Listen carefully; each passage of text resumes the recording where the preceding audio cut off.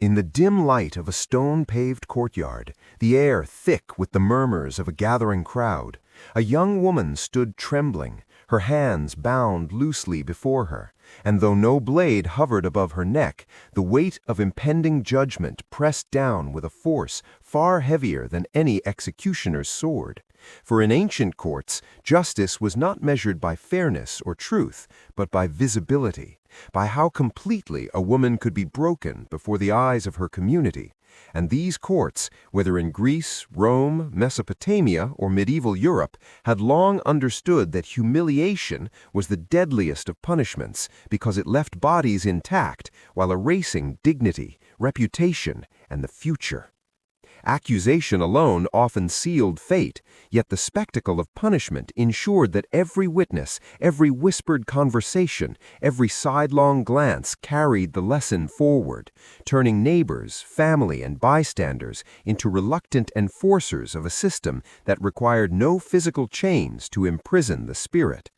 In Athens, the crowd's judgment was as binding as the magistrate's, for the moment a woman was dragged through the agora, her hair cut short, her garments torn to signify dishonor, and her name shouted aloud, the law of the polis intersected with social enforcement, ensuring that shame became both sentence and currency, something to be spent, transferred, and remembered. Rome perfected this practice into ritual, parading women accused of moral transgressions through marble streets, forcing them to carry symbols of lost status, while spectators from stone balconies watched in grim fascination, their eyes reflecting both fear and delight, for the punishment was preventative as well as retributive, teaching others what awaited those who strayed beyond invisible boundaries drawn by patriarchal law. And yet these punishments were never applied equally, for men who committed equivalent or even more egregious offenses were quietly fined or forgiven, their honor protected by a society that feared nothing more than the erosion of male authority. And this gendered disparity ensured that public humiliation became the primary weapon to control, contain, and obliterate women's agency, while leaving men untouched. In Mesopotamia, public shame was codified in law, often enacted for imagined moral transgressions, creating a system where accusation was evidence and the court's judgment functioned as ritualistic erasure, where a woman could survive physically but never socially, as she was marked in memory long after the crowd dispersed, her identity reconstructed as a warning etched into collective consciousness. And as centuries passed, medieval Europe inherited these practices, replacing stone courts with wooden stocks and town squares, yet keeping the same logic: visibility, compulsion, and permanent social isolation. Women accused of imaginary crimes were forced to stand in the open for hours, sometimes days, enduring the mockery and vitriol of neighbors, their humiliation maintained by both law and society, creating a living death from which there was no reprieve. And those who survived disappeared from records, not because they ceased to exist, but because history deemed their lives unworthy once shame supplanted identity. In parts of Asia, similar practices existed under different rituals, with marketplaces serving as judgment halls and wooden platforms as execution sites for honor, where accusations were read aloud and truth was irrelevant, for the objective was not to discover guilt, but to enforce compliance through visibility and memory. The psychological impact of these punishments was understood intuitively. Fear of exclusion and ridicule kept others obedient, ensuring that humiliation was self-perpetuating, a silent force passed from generation to generation, teaching daughters to lower their eyes, to avoid attention, to preemptively disappear before disappearance was forced upon them.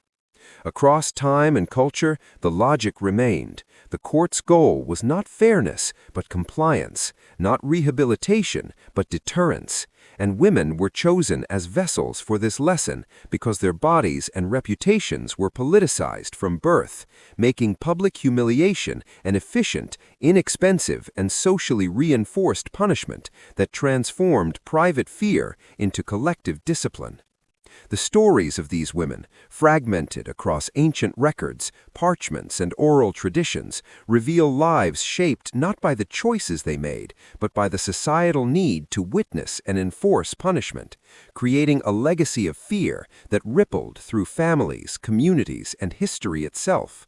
And even when modern eyes read of hair cut, garments torn, or stocks in a medieval square, the reality was far more harrowing, for the punishment extended beyond the public spectacle into every interaction, every transaction, every potential alliance or marriage, leaving women untouchable, invisible, and permanently erased from a society that judged them more harshly for existing than for any act they may have committed. And thus the ancient courts, through public humiliation, destroyed women forever, crafting a system where survival meant living under the shadow of relentless shame, a punishment without end, inscribed not on stone or parchment, but in the memories of all who witnessed, ensuring that history itself became complicit in the obliteration of female agency. In Athens, the marketplaces and agora were as much courts as the marble halls, and there a woman accused of even the smallest impropriety could be dragged from her home, her garments ripped, her hair shorn, while neighbors craned their necks to see and whisper, knowing that participation in the spectacle granted them safety and authority, and that to look away would mark them as weak or sympathetic to the accused, while the magistrates watched coldly, recording names and verdicts as if clerical precision could justify moral destruction. And in these moments, the crowd itself became a weapon, each shout, each pointing finger, each smirk or laughter reinforcing the lesson. A woman's reputation was a communal asset, and the punishment for its tarnishing was communal as well, an unenforceable yet irresistible social law that existed beyond parchment and proclamation. In Rome, this logic was perfected into theatricality, where women accused of sexual immorality, seduction, or defiance of social expectations were paraded naked or in minimal garments through the forums and cobblestone streets, their faces forced to remain lifted, their eyes meeting those of strangers, merchants, and citizens alike, while guards and magistrates ensured no escape, no retreat, no shred of privacy remained, because the goal was not death, which would have been merciful, but memory, indelible, unescapable, and collective, so that every woman watching understood that survival did not equal safety, and that the court, the state, and society itself had the power to rewrite identity in an instant, stripping away not only present dignity, but future possibility. Children, siblings, and extended families bore the consequences too, for marriages were canceled, trade denied, alliances broken, and sons or brothers who failed to protect their female relatives were marked as weak, all while legal codes silently condoned or celebrated the imbalance, leaving men free to navigate society unscathed, their misdeeds either ignored or discreetly punished, underscoring that humiliation was gendered, weaponized, and systematic, and that the destruction of a woman's social value was not collateral, it was the point, the end game, and the most efficient form of control known to pre-modern society. In Mesopotamia, the earliest codified legal systems embedded these lessons into law itself, prescribing ritualized forms of public shame, whether through shaming assemblies, ritual parades, or symbolic acts like head shaving, public scorn, or marking garments with insignia of disgrace. And yet, beyond the written rules, the psychological calculus was even more intricate. Accusation alone functioned as preemptive punishment, for the collective belief in guilt made subsequent humiliation inevitable, teaching that women's agency itself was dangerous and must be contained, monitored, and visibly corrected. And in these assemblies, the faintest hint of defiance could lead to years of social exile, economic ruin, and familial shame, while the actual truth of the matter was irrelevant, replaced by rumor, consensus, and ritualized enforcement. Medieval Europe inherited these traditions with eerie precision, adapting them to wooden stocks, pillories, and ceremonial public confessions, where the physical suffering was minimal compared to the psychological and social consequences, as townspeople, citizens, neighbors, even friends were enlisted as accomplices in the process, throwing refuse, shouting names, and participating in state-sanctioned cruelty that ensured the lesson was internalized. And because the humiliation was public, permanent, and socially reinforced, it created a self-sustaining system of fear, where women taught their daughters to lower their eyes, speak sparingly, and remain invisible, anticipating punishment before it was even threatened, and thereby perpetuating the cycle without constant judicial oversight, embedding compliance in the very fabric of daily life.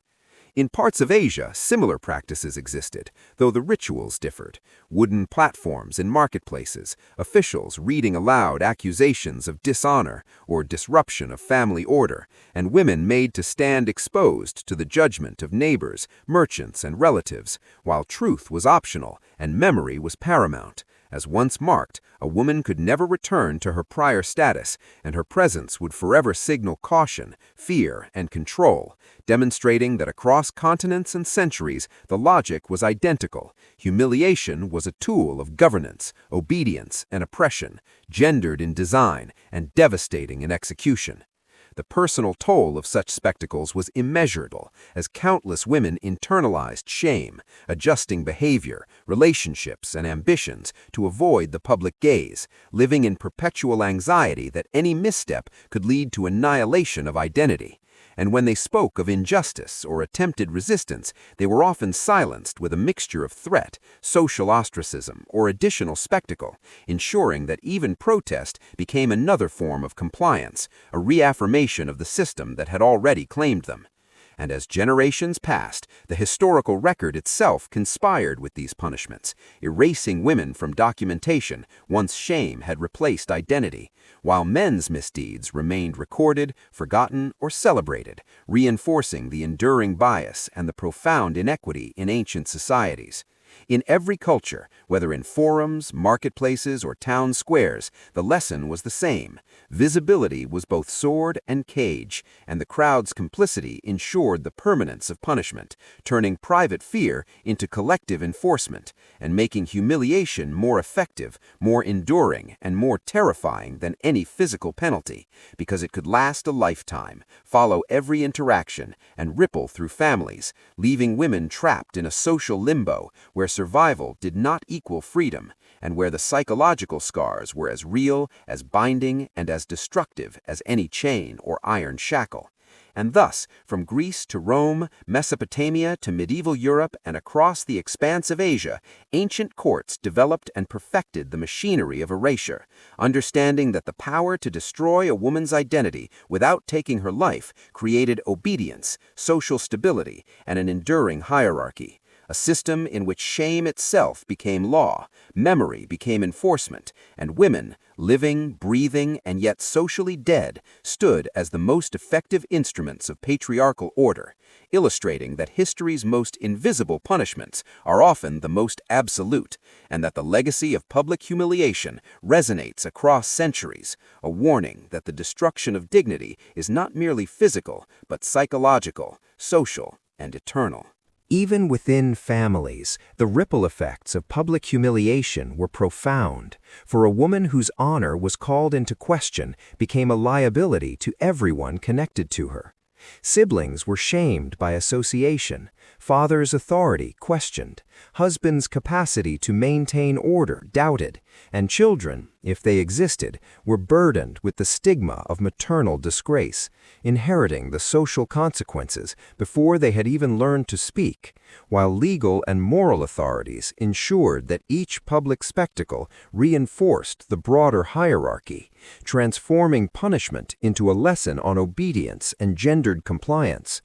In the marketplaces of ancient cities, traders, neighbors, and strangers alike became unwilling participants, their gazes, whispers, and gestures codifying a social verdict that extended far beyond the courthouse or the town square. And the meticulous recording of these humiliations in legal texts, inscriptions, and chronicles, though often fragmentary, reveals a calculated understanding of human psychology, centuries before modern scholars could articulate it. For those in power recognized that fear of exclusion, ridicule, and memory outweighed the terror of physical pain. And so humiliation became a method of governance, a tool wielded with precision, efficiency, and cruelty, requiring no armies, no prisons, and no elaborate enforcement, yet producing consequences that lasted lifetimes. In Greece, court records and literary accounts describe women being paraded before citizens after accusations of adultery, of disrespecting male authority, or even of attracting attention deemed inappropriate, where every element of the ritual, from hair cutting, clothing removal, public naming, and ceremonial procession, was designed to strip identity, erase status, and communicate a societal lesson that transcended the individual and reached every woman who witnessed, ensuring that the boundaries of acceptable behavior were memorized in the most visceral and lasting way possible. Roman accounts expand upon this logic, emphasizing not only public exposure, but the performative nature of punishment, where the accused would be forced through major streets, barefoot on stone, stripped of jewelry and symbols of protection, escorted by guards and magistrates, and subjected to the stares, whispers, and laughter of the citizenry, creating a psychological prison in which survival became a curse rather than a reprieve, and the law itself codified the inequality, ensuring that men who committed similar acts were rarely displayed or shamed, their social value considered robust enough to absorb transgressions, while women were treated as volatile substances whose public visibility could either uphold or destroy the moral order, their bodies and reputations leveraged as instruments of control. In Mesopotamia, the codified laws and ceremonial practices reveal a comparable philosophy, where moral purity was maintained through ritualized shaming, with women accused of impropriety, dishonoring households, or disrupting social hierarchies, brought before assemblies, subjected to symbolic stripping, ritual parading, and public shaming. And although these acts may appear mild in writing, haircut, garments altered, processions conducted, the social death they produced was absolute, removing women from marriage markets, trade networks, and familial protection, leaving them to navigate a world where every interaction echoed the memory of their exposure, while men's parallel actions were treated leniently or privately, reinforcing the gendered hierarchy. The medieval continuation of these practices shows remarkable consistency, with townspeople, clergy, and magistrates participating in rituals of stocks, pillories, public confessions, and forced parades, transforming collective observation into a policing mechanism that guaranteed compliance not only through law, but through fear, social pressure, and internalized discipline, while the psychological consequences were compounded by isolation, as ostracized women were shunned, barred from trade, excluded from social gatherings, and rendered invisible in records, such that their existence continued but without recognition, marking them as socially dead despite being physically alive. In Asian contexts, particularly in China and Japan, similar mechanisms of public moral enforcement existed, where women accused of dishonoring family, disrupting social harmony, or violating Confucian moral codes were displayed publicly, their accusations read aloud, their presence as evidence, while spectators absorbed the lesson, communicated tacitly and explicitly that compliance and invisibility were mandatory, and that failure to maintain social boundaries carried lifelong consequences, not just for the accused, but for all women who might observe or relate, ensuring generational transmission of fear, obedience, and self-regulation. Across all these societies, a profound asymmetry existed. Men could transgress with minimal consequence, whereas women's slightest deviation from prescribed roles became a public spectacle, a weaponized lesson, and a permanent mark on social consciousness. And this was reinforced by religious, legal, and cultural narratives that framed female shame as corrective, preventative, and necessary for communal order, while male misconduct was excused, forgotten, or celebrated, embedding structural inequality deep within the social fabric, and teaching women that their bodies, reputations, and even survival could be used as instruments of moral and civic instruction.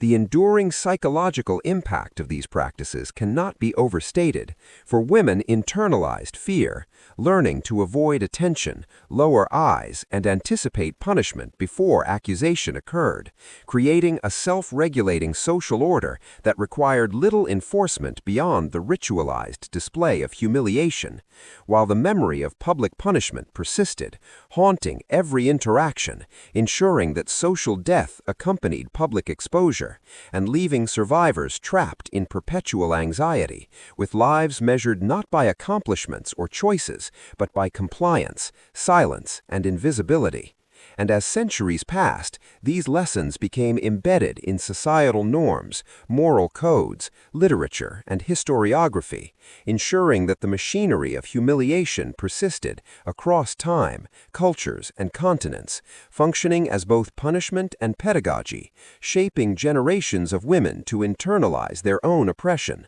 while legal texts, chronicles, and monuments preserved the story selectively, often erasing the identities of the punished, while memorializing the processes, thereby sustaining the power of humiliation as a social, psychological, and cultural tool, demonstrating that from the marketplaces of Mesopotamia, through the forums of Rome, the agoras of Greece, the town squares of medieval Europe, and the marketplaces of Asia, public humiliation was a universal instrument of control, meticulously calibrated to destroy women without spilling blood, and leaving a legacy that, even in modern interpretation, challenges assumptions about justice, power, and memory, because the women who survived these spectacles carried forward the lesson encoded not in law, but in the lived experience of fear, visibility, and erasure, ensuring that history remembers not only their punishment, but the profound, unrelenting impact of a system designed to erase them forever.